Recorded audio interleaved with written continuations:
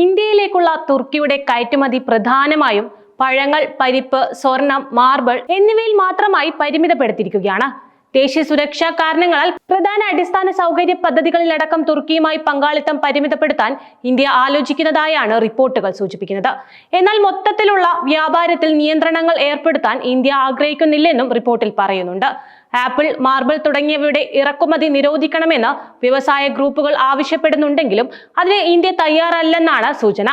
India തുർക്കിയുമായി $2.73 billion വ്യാപാര മിച്ചം നടത്തുകയും വ്യാപാരം തടയുന്നത് ഇന്ത്യയുടെ സ്വന്തം താൽപര്യങ്ങൾക്ക് ദോഷം വരുത്തുകയും ചെയ്യുമെന്നതാണ് ഇതിന് പ്രധാന കാരണമായി ചൂണ്ടിക്കാണിക്കുന്നത്. തുർക്കിയിൽ നിന്നുള്ള ഇറക്കുമതി നിരോധിക്കണമെന്ന് ആവശ്യപ്പെട്ട് നിരവധി നിവേദനങ്ങൾ തങ്ങൾക്ക് ലഭിച്ചിട്ടുണ്ടെന്നും ഹിമാചൽ പ്രദേശിലെ ആപ്പിൾ കർഷകർ തുർക്കിയിലെ ആപ്പിൾ ഇറക്കുമതി നിരോധിക്കണമെന്ന് പ്രത്യേകം ആവശ്യപ്പെട്ടിട്ടുണ്ടെന്നും കേന്ദ്രതലത്തിലെ ഉന്നത ഉദ്യോഗസ്ഥൻ സാക്ഷ്യപ്പെടുത്തിയിട്ടുണ്ട്. ഇന്ത്യ തുർക്കിയുമായി വ്യാപാര മിച്ചം നിലനിർത്തുമെന്നും നമ്മുടെ കയറ്റുമതിക്കാരുടെ താൽപര്യങ്ങൾ പരിഗണിക്കണമെന്നും അദ്ദേഹം ആവശ്യപ്പെടുന്നുണ്ട്. വ്യാപാര മിച്ചം പ്രധാനമാണ്, കാരണം ഇന്ത്യ പ്രധാനമായും തുർക്കിയിലേക്ക് വ്യാവസായിക വസ്തുക്കൾ കയറ്റുമതി ചെയ്യുന്നുണ്ട്. ഇതിനു പുറമെ എഞ്ചിനീയറിംഗ് ഉൽപ്പന്നങ്ങൾ, ഇലക്ട്രോണിക്സ്, രാസവസ്തുക്കൾ എന്നിവയും കയറ്റി അയക്കുന്നുണ്ട്. കഴിഞ്ഞ 5 വർഷമായി ഇവയുടെ കയറ്റുമതി ക്രമാനുഗതമായി വർദ്ധിച്ചിട്ടുണ്ട്. ഇതിന് വിപരീതമായി ഇന്ത്യയിലേക്കുള്ള തുർക്കിയുടെ കയറ്റുമതി പ്രധാനമായും പഴങ്ങൾ, പരിപ്പ്, സ്വർണം, മാർബിൾ എന്നിവയിൽ മാത്രമായി പരിമിതപ്പെടുത്തിയിരിക്കുകയാണ്. യുക്രൈൻ യുദ്ധത്തെ തുടർന്ന് തുർക്കി ഇന്ത്യയിൽ നിന്നുള്ള പെട്രോളിയം ഉൽപ്പന്നങ്ങളുടെ ഇറക്കുമതി വർദ്ധിച്ചിരുന്നു. എന്നാൽ ഈ വിഭാഗത്തിൽ 2025 സാമ്പത്തിക വർഷത്തിൽ കുത്തനെ ഇടിവും സംഭവിച്ചു.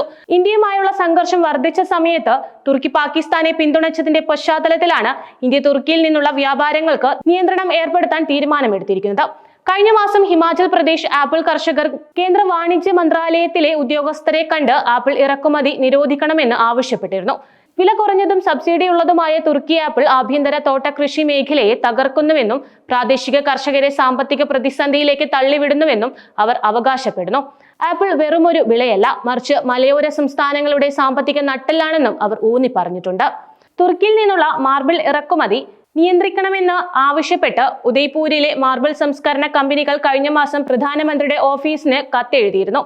ഈ മാസം ആദ്യം തുർക്കി പ്രസിഡന്റ് തയ്യിപ് എർദോഗനുമായി പാകിസ്ഥാൻ പ്രധാനമന്ത്രി ഷഹ്ബാസ് ഷെരീഫ് കൂടിക്കാഴ്ചയും നടത്തിയിരുന്നു.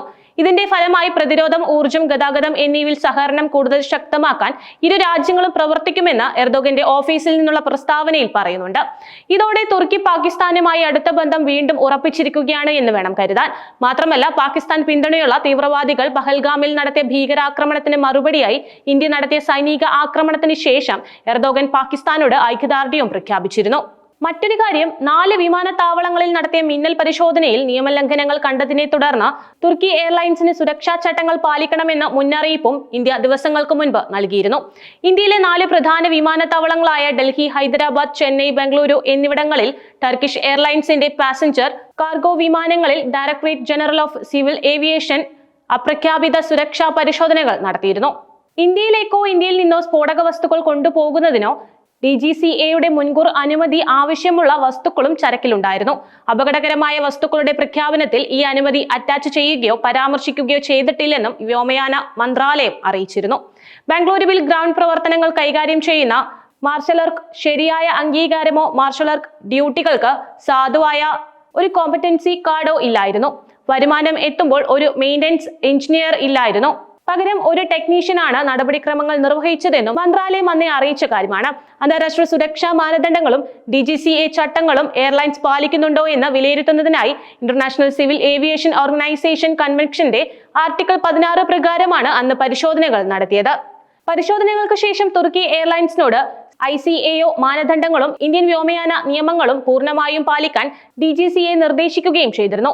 ഇത് ഉറപ്പാക്കാൻ തുടർ പരിശോധനകൾ നടത്തുമെന്നും തിരിച്ചറിഞ്ഞ പോരായ്മകൾ ഉടനടി പരിഹരിക്കാൻ എയർലൈനോട് ആവശ്യപ്പെട്ടതായും റെഗുലേറ്റർ പറഞ്ഞതാണ്.